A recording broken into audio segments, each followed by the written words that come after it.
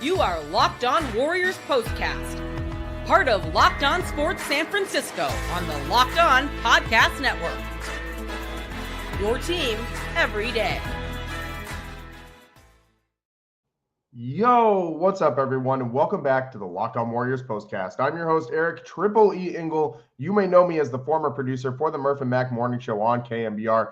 And tonight, Steph Curry returned to the Golden State Warriors lineup, but it was not enough to beat old friend Kevin Durant and the Phoenix Suns, falling 113-105 at the Footprint Center. The 17-point first-half deficit was just too much for the Golden State Warriors to overcome, dropping their fourth consecutive game. KD was off for much of the game tonight, but came alive late and led the Phoenix Suns on both ends of the floor. The perimeter defense for the Dubs was terrible in the first half, but stepped up after halftime, and the offense continued to show lifeless stretches, and ultimately it was just too much to overcome in the second half. We'll break it all down, but first I want to thank all of you for watching us on the Locked On Sports San Francisco YouTube channel. Please, if you aren't already subscribed, hit that subscribe button right now. Thanks also for listening on the Locked On Warriors podcast feed and making us your first listen following these Dubs games. And make sure to check out the Locked On Warriors Daily Show for more in-depth coverage. Charlie Walter does a great job. You can now start the season with a big return on FanDuel. New customers can place a $5 bet, and you'll get $150 in bonus bets if you win your first $5 bet. Just visit FanDuel.com to get started. And as I just said, the Suns' three-point shooting in the first half really just buried the Warriors in this one.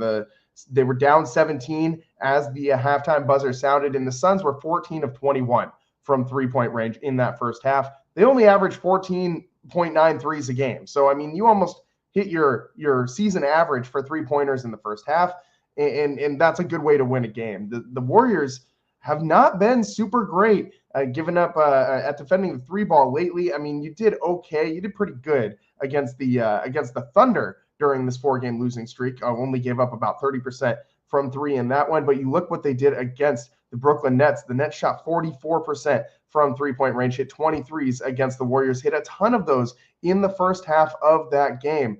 And that's kind of a theme that I've been sensing from this Warriors team is just the hustle, the effort on the defensive end of the floor has just been down a little bit. The Suns had a lot of open threes tonight. That it wasn't like they had hands in their faces and they were just shooting over people. I mean, it would be realistic considering that the Suns have guys like Kevin Durant on their team and the Slim Reaper can shoot over just about anybody in the NBA. But for the Suns tonight in the first half, they had very, very, very little resistance from the Warriors on the perimeter. The defense that was so highly touted at the beginning of the season has shown a couple little chinks in the armor. They have not been the same defense these last couple nights. And the Warriors, I think tonight it was just a little bit of slowness on the defensive end of the floor. Maybe this stretch of the road trip but this stretch of the season was finally catching up to them. Warriors are on the road tonight in Phoenix, but it's not like they've been on the road for a long time leading up to this game. But they've just during this stretch of games where they're in the midst of a really tough part of their schedule, they have kind of taken a step back from what we've seen earlier in the season. And I like some of the things that I'm seeing from this team. I do like that we're seeing them fight back in the fourth quarter. I like that they're not just giving up in these moments, but ultimately they're 5-5 in clutch games now this season. And that feels very much like last year's squad, which we were hoping this Warriors team would be a little bit better, obviously, than last year's team in these moments. But last year's squad went 500 in these clutch moments, and the Warriors right now sit at exactly 500 in these clutch games this season as well. 5-5 on the season this year so far. And early on, going back to that three-pointer discussion about the Suns, I mean, they were getting whatever they wanted from the three-point line, and a lot of that was predicated off of the dribble penetration that the Suns offense was able to get against the Warriors defense. And what we've seen from the Warriors defense up to this point was a lot of help defense from the weak side when there was dribble penetration and solid rotations, not reactional rotations, but rotations before the ball jumps. And guys just seeing the defensive end of the floor and where to go, knowing where their rotations are. And we just didn't really see that tonight. We saw a lot of reactionary defense. The driving kicks, the Warriors weren't rotating When the weak side help would come, they would just kind of wait until they saw where the ball was going to get bounced to. And then after the skip pass, they would try and close out. Those closeouts were pretty awkward in a lot of situations. The Warriors getting there late or over pursuing the ball, and Suns offense just blowing right by him, getting to the rim, and then finding more open shots, passing up good shots for great shots. And it really was effective for the Suns offense in the first half, even though Kevin Durant wasn't on his game. He took 20 shots tonight and only had 21 points. So that you turn Kevin Durant into a volume scorer. It's a big win for the Warriors. But guys like Grayson Allen, guys like Tyus Jones really hurt the Warriors tonight. Tyus Jones, I thought, had a phenomenal game for the Suns. He had 7 first half assists. The Suns had like 23 assists in the first half. It was very much what the Warriors usually like to do, which is using the pass to keep the defense off balance and being able to create open shots off of that defensive confusion. And that's exactly what the Suns hit the Warriors with tonight. The Warriors defense, again, just did not do a great job on those rotations in these moments. They were late a lot of the time to these rotations. And again, the Suns utilizing screens really well. It seemed like everything the Suns did well tonight, the Warriors did pretty bad. The Warriors tried to throw out some of those screens too. It seemed like they had a lot of moving screen calls tonight, and they just weren't very effective. They weren't as solid as you're used to seeing. Like Kevon Looney usually just like bodies at least one guy a game. We just didn't see that from the Warriors tonight. It was a tough one getting into the second half. The Warriors definitely came out throwing punches out of the half, and they were able to trim that Suns lead down to near 5, down to like 6-7 points. But they just weren't able to really recapture the momentum. Felt like every time the Warriors would get something going, their offense would just fizzle out. And the Suns, credit with the Suns defense. I mean, they had a bunch of blocks tonight. I mean, Kevin Durant on Lindy Waters, it really stands out to me late in this one, just smothered him when Lindy was just trying to get a shot up before the shot clock expired, and Kevin Durant just ripped that ball away from him. I mean, the Suns defense was pretty solid tonight. The Warriors did not shoot terribly. They weren't terrible, but they weren't good either from the floor. 41.3% from the floor. I think if the Warriors shoot a little bit better, they probably win this one. And Steph, he had a pretty bad first half. Steph only had 2 points in the first half, 0 for 5 from the field. I felt like that was a big difference in this one as well. The Warriors offense just looks out of sorts. It doesn't look like they're really doing a lot of things that you expect from the Warriors. I mean, the assist numbers were down in this one. I mean, 28. They ended up having 28 assists by the end of the game, but first half assists were way down for the Warriors. It didn't feel like the ball was hopping around, like the off-ball movement was the same. And the Warriors' two best scorers, Curry and Kuminga, were really, I think, the Suns did a great job shutting them down tonight for the most part. Curry did have a nice second half. He ended up with 21 points in the second half, so he finished with 23 on the night. Kuminga finished 4 of 12, but at one point in this one, he was 0 for 8 from the field. So both guys that the Warriors really lean on for a lot of their point production, a lot of their scoring, really just did not play well tonight. Buddy Hield only gave you 11 off the bench. So you had some scoring from these guys, but it just wasn't ultimately enough. And Andrew Wiggins has kind of stepped back into being Andrew Wiggins, unfortunately. It was a nice stretch earlier this season where Wiggins was playing the greatest regular season basketball, maybe of his career, definitely since, in my opinion, he's come to the Warriors. That's the best stretch of the regular season that we've seen Wiggins play. Obviously, we've seen him step it up in the NBA playoffs and the finals and all that, but tonight, 7 for 17 for Wiggs, only 18 points, 4 of 9 from three-point land.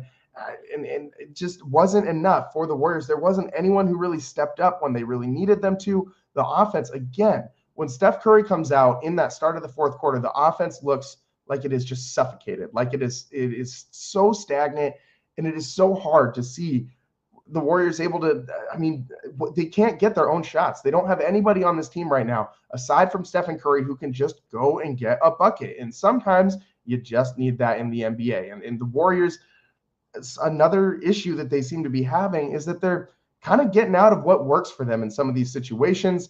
They seem to be chasing some of these three-pointers when other teams start to drop into three, or when they start to fall behind a little bit. They seem to try and bail themselves out with the three ball, and that's just not working right now. The Warriors kind of forcing that style of offense when they're finding other ways to score in games, and they're kind of going away from that in favor of these early three-point shots, which are not very good. I mean, we saw the Warriors do this against the Nets too, chasing points when the Nets started hitting three balls. And the Warriors, I felt like they were chasing points again late in this one. They really had a lot of opportunities to keep getting to the lane and just getting layups at the rim. But again, settling for those early shot clock jumpers and allowing the Suns to kind of get into their rhythm and run the floor. It's very similar to what we saw against the Brooklyn Nets. The Suns in the second half did cool off on their three-point shooting, so they didn't completely run away with this one. But if they had not cooled down in their second half three-point shooting, this one would have been a massive, massive blowout. Suns still end up shooting 51.4% from three-point land, 18 of 35 from three, but that's much improved over what they did in the first half for the Warriors defense. So that's I guess a good thing when you're able to win the second half against a team when the other three games in this 4-game losing streak, you have failed to win the second half. But the fourth quarter, the Warriors offense to start the fourth quarter looks like a problem to me. You've got to figure out a way to be able to score some points. And we keep saying that, and we keep hoping that someone's going to step up in these moments. But I don't know, man. I had some faith in the beginning of the season that this Warriors team didn't really need to make a splashy move or need to go get anybody. But are you still feeling that way now? I mean, we've seen kind of a little bit of regression to the mean. The DeAnthony Melton injury obviously looms very large for this team. I think that is a massive loss, bigger than most people think.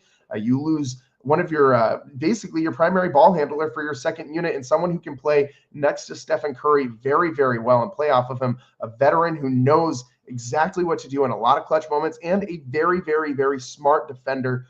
It's a big loss. DeAnthony Melton is a big, big loss. So are you feeling like the Warriors need to make shake things up, make a change to kind of get some more scoring, get a guy who can go get a bucket when the Warriors just need a bucket and Steph needs a break?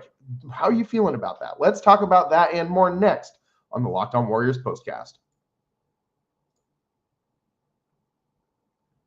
Today's episode is brought to you by Skylight Frames. Want to celebrate with and stay connected to people who are far away, missing someone this holiday season, and want them to be a part of your festivities from afar? Do your loved ones live far away but wish they could be closer to you? Well, if any of those are the case for you, then we got the perfect gift for you. Skylight Frame is the touchscreen digital photo frame your whole family will love. Upload thousands of photos with your phone and watch them appear in just seconds. It's so easy to use. Setup takes less than 60 seconds. Streamless sharing. Invite friends and family to easily share photos via the free Skylight mobile app or email. There's no account or subscription required. And add new photos straight from your phone from anywhere. It only takes a tap on your phone to send new photos to a frame across the countries. It's the fastest, easiest way to keep your loved ones in the loop. They'll feel so much more connected to you this holiday season. And now, as a special limited time offer for our listeners, get $20 off your purchase of a Skylight Frame when you go to skylightframe.com/NBA. That's Skylight Frame, SKYLIGHTFRAME.com/NBA. $20 off your first purchase now at skylightframe.com/NBA. Welcome back to the Locked On Warriors postcast. I'm your host, Eric Triple E Engel. Tonight, the Warriors fall 113-105 to the Phoenix Suns and Kevin Durant. And this slow start to the fourth quarter, this is not something that we are unfamiliar with the Warriors. This is something that has plagued them for a long time. Steph's minutes rotation has been the same for what feels like forever. But I think it's time that the Warriors need to start at least considering shaking some things up and going to get another scorer to add to this team. Now, I don't think that you need to just completely blow it up and go make like some massive blockbuster deal that involves multiple pieces from your bench that just decimates the depth of this team. I think the depth of this team is what makes this Warriors team kind of unique. It gives them a little bit different of a look than what you see with the other teams at the top of the Western Conference. They don't have that super top heavy, like 1-2 combo, you think about OKC, who's also really deep and also at the top of the Western Conference, but their strength is in their stars. I mean, they have a lot of depth too. Don't get me wrong. They have tons and tons and tons of two-way players, but they still are very, very top heavy with Shea and with Chet Holmgren. And I mean, Jalen Williams, I think, is taking another big step forward. So you have that star power there. Same with a team like the Suns that the Warriors played tonight. They've only lost 2 games all season with Kevin Durant in their starting lineup.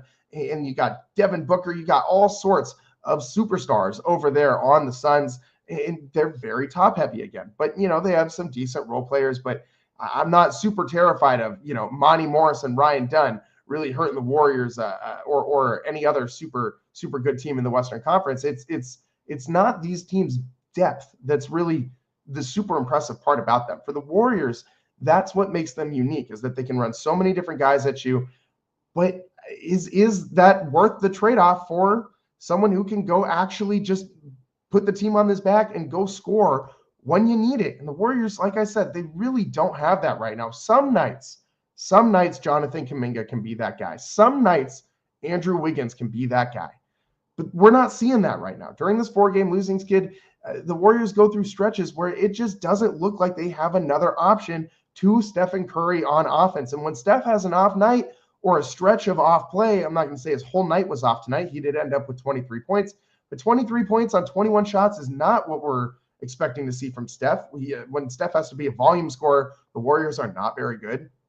And that's they got to figure out some other way to be able to put the ball in the bucket when Steph is either not on the floor or when he's just not making his shots. Again, Steph only 2 points in the first half, 0 for 5 from the field. And the way that the Warriors start the fourth quarter is just terrible in this one. Then they had shrunk the lead to about 10 in that third quarter, but in the start of the fourth, the Suns just kept pulling away until about the midway point when the Warriors started to make their comeback. And that's just too late at that point. You've got to find a way to be able to keep pace with them. And we saw the Warriors offense gas out against Oklahoma City in their last night out too. During this losing stretch, we've also seen the Warriors get just run off the court in the fourth quarter by the Brooklyn Nets and the San Antonio Spurs in the fourth quarter. Against the Spurs, they only scored 13 points. 13 points in the fourth quarter. Against the Thunder, they scored 18 points in the fourth quarter. Tonight they did better than that, 27, markedly better than those two outings. But it felt very much the same. Until the Warriors got a little bit hot late in this fourth quarter, it was headed in that same direction where the Warriors just couldn't buy a bucket. They were leaving a lot of layups at the rim where they're able to get to the bucket, and they're just not finishing at the hoop. And you got to be able to, you got to finish those layups. Have to. It's been an issue all season long, really. Andrew Wiggins has smoked so many layups at the rim this year. Just dunk it. Dude is super athletic. Just dunk it, please, for the love of God. But this team, I think it is getting to the point where you need to start considering some other outside option. And the Warriors did say that they were going to look into that after DeAnthony Melton was hurt. I am absolutely positive Mike Dunleavy in this front office is exploring whatever options are available out there in the trade market. And one of them that I've kind of heard come up is Norman Powell. I've heard that name be thrown out from a couple of different people for the Warriors to kind of target him maybe as a guy to go get that can be a second scorer opposite Steph or when Steph is on the bench. I don't know how much I love that move. A 31-year-old player who's having the best season of his career and has never, ever been a number 2 option like that before. But he is having a really great year. We've seen what Norman Powell can do firsthand against the Clippers this season when the Clippers just smacked the Warriors, and Norman Powell was great in those contests. But I don't know that I want to give up a guy like Jonathan Kuminga, who I am sure would have to be in that trade package for someone like Powell. But also, I don't know if Kuminga is really getting you much more than that back at this point. The Warriors should have moved off of him a couple seasons ago when his value was at its highest.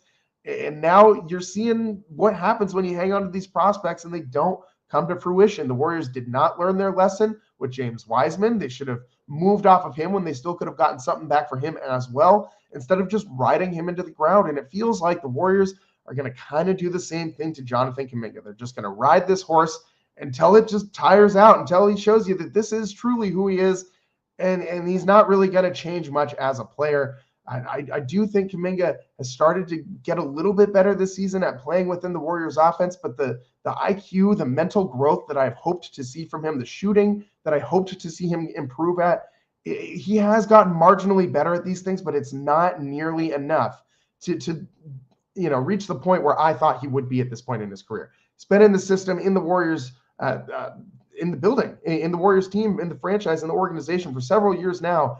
And it's just the growth isn't happening as fast as he wanted to. Yes, he is still super, super young. Jonathan Kuminga could still end up becoming a perennial all-star in this league. It's his third season in the NBA. I mean, he's only 22 years old. So, I mean, it's not like Jonathan Kuminga this is who he is. We know that he's going to grow a little bit still in his career, but it's impossible to deny that he has been slow to develop in this Warriors system. He has not played within this offense as well as you'd hoped he would. The IQ just doesn't seem to be there on the level that you need Warriors offensive, savants to be at. Like, you look at other guys who have kind of filled that role. Like, I'm not saying he's this disjointed with the offense, but I see a lot of similarities between Jonathan Kuminga and like a Kelly Oubre Jr., who was also super, super, super athletic, really incredibly gifted as a basketball player, but did not fit within this Warriors system. He looked out of control. He looked like he was just all over the place and did not know what to do at certain times. And sometimes it seems like what Jonathan Kuminga is doing out there. I mean, Kelly Oubre looked entirely lost all of the time. Jonathan Kuminga doesn't look that lost all the time. Sometimes he actually does seem like he knows what he's doing, but it's just not enough growth that we have seen from him in this time. It's an interesting question because I think the Warriors could dramatically benefit from moving off of Kuminga and maybe throwing in another bench piece or two to go get a legitimate scorer. I've also seen some rumors about Kelly Olynyk and maybe the Warriors wanting to target him. They reportedly targeted him at last year's trade deadline, and that's not a big move the needle type of trade. I mean, Kelly Olynyk isn't going to change a whole lot here with the Warriors as far as their scoring and things like that. He's not a guy who's going to come in and give you like 20 points a night, but he is an interesting option off the bench. It's not a ball handler. It's not a guard. It's not someone that is just going to take over things offensively, but Kelly Olynyk will stretch the floor. He'll get you rebounds. He's going to play tough defense in the interior, and he's not a bad option. I think he's a guy who could fit in this Warriors system pretty well. But I mean, is that going to be enough? Would you want to trade a couple bench pieces for that? I don't think you'd need to give up Jonathan Kuminga for a guy like Kelly Olynyk. So that's a plus getting to hold on to Kuminga in a situation like that. And maybe you think with a bench lineup of like a Buddy Hield and a Jonathan Kuminga and a Kelly Olynyk on the floor, you'll have enough space that Kuminga could maybe turn into that second scorer because he can just go relentlessly towards the basket and just attack it with reckless abandon. Maybe that is the solution. But whatever it is, the Warriors, I think at this point, need to start looking to shake things up offensively because it's just not working. It's stagnant. It looks really bad at times. I mean, you still finish the game with 28 assists. The Warriors, I feel like the target every night should be 30 assists for this team. But it's just when you don't have the same level of dominance and like the hustle factors of the game, when the Warriors aren't just blowing teams out in rebounds and points in the paint and getting a ton of steals and points off of turnovers and things like that, fast break points, when the Warriors don't win basically all of those categories, they got to find something else. Like, you need someone on this team to step up and score. Wiggins has done that a lot this year. Wiggins has been really, really, really good for the Warriors. He was okay tonight. He was led them in plus minus with plus 12, but only 18 points on 17 shots. The Warriors were just not very efficient in their scoring tonight. Steph Curry, 23 points and 21 shots. It was not efficient. 12 points for Kuminga in 12 shots. Everybody was a volume scorer tonight.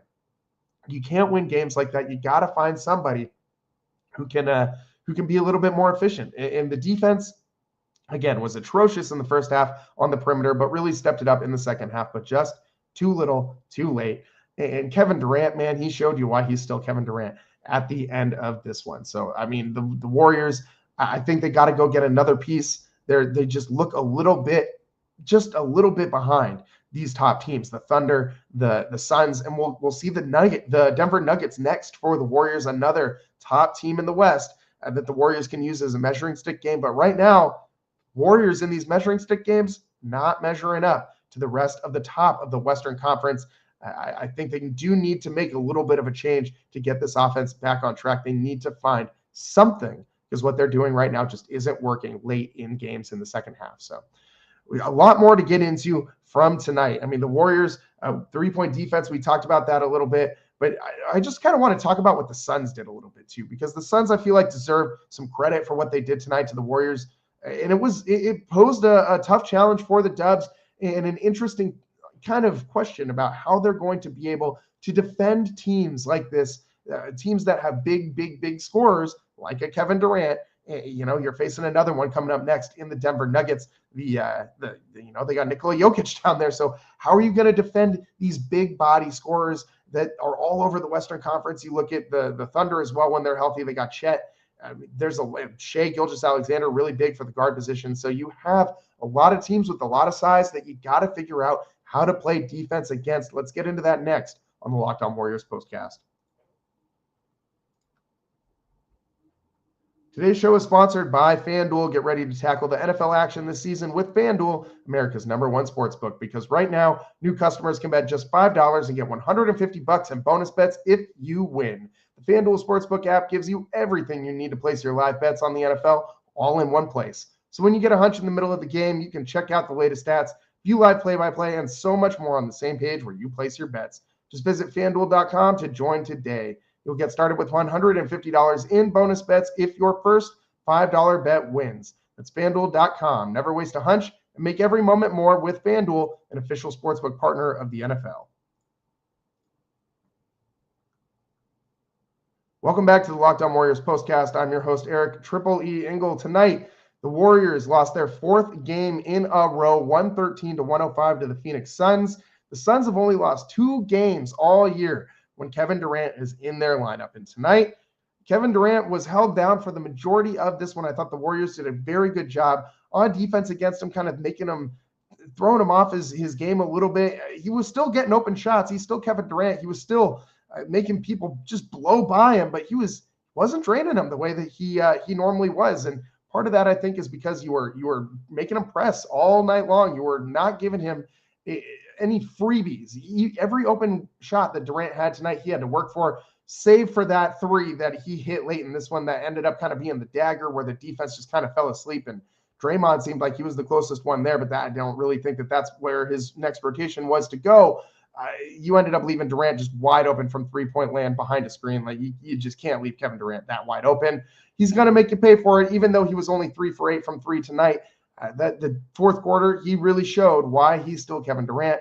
The blocks, I mean, he had 10 rebounds tonight, so he still finds a way to, be one of the greatest players of all time, even when he's turned into a volume scorer.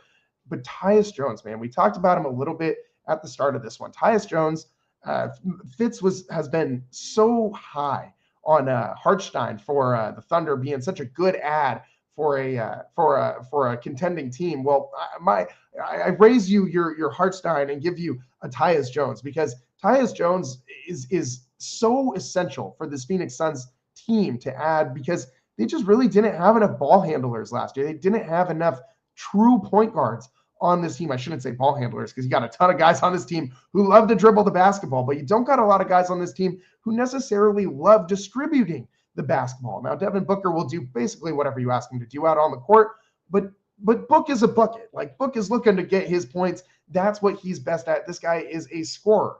But Tyus Jones, man, this guy, I feel like, loves to dish the rock. He had 9 assists in this one, 7 in the first half for the Suns, and this ball was just hopping around for this Phoenix Suns offense, and it really threw off the Warriors defense in that first half. And I think Tyus Jones was probably the best player on this Phoenix Suns offense in this first half of this game, maybe throughout this entirety of this game. He was 4 of 5 from 3, 7 of 9 from the field, 19 points, those 9 assists. He only had 1 turnover. This guy gave the Warriors absolute hell on the offensive end of the floor. I mean, Tyus Jones was everywhere. And point guards like this could also pose a problem for the Warriors, guys who kind of create that havoc and make the Warriors challenge them on their rotations, make them stay crisp on those things that they've been doing well and making their closeouts not as effective. And obviously when you're playing big body guys like we were just talking about with Kevin Durant, with Nikola Jokic coming up next, it's really hard to find a guy who can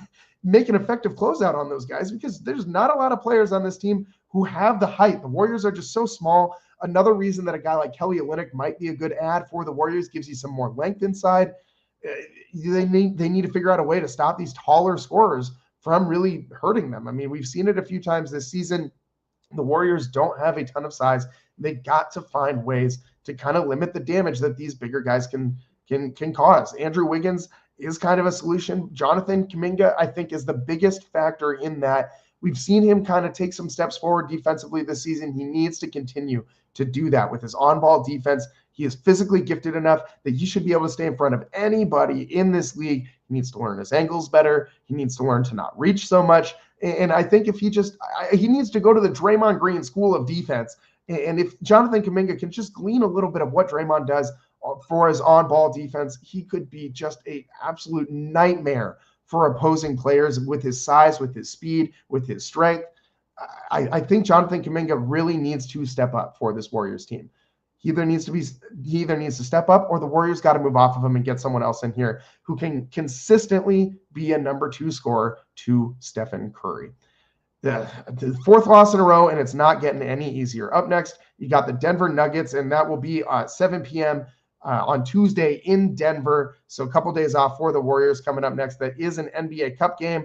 The Warriors have already won their group, so they'll be moving on to the knockout round. And, NBA Cup, it's fun, man. It still kind of blows my mind that all these NBA players are getting so into this. I didn't think it would, spark the Stephen Currys and the LeBron Jameses of the world to show up and show out for these NBA Cup games, but it's really added, I think, an extra level of intensity, and it made these early games fun. When's the last time that we actually cared too much about Warriors games in November? I mean, or any NBA game in November for that matter. So these NBA Cup games, I think, are good for the league. They're good for basketball. And the Warriors, they got a chance to go win it. So, hey, it's something for the Warriors to maybe go win. It's something that Steph and Draymond have not won together yet. So maybe that's the motivation for them. It's just something to go win.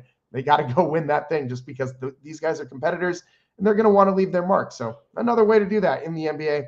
And we'll have the next NBA Cup game for the Warriors Tuesday, 7 p.m. at the Denver Nuggets. It'll be interesting to see if they can stop Nikola Jokic and the rest of this Nuggets team.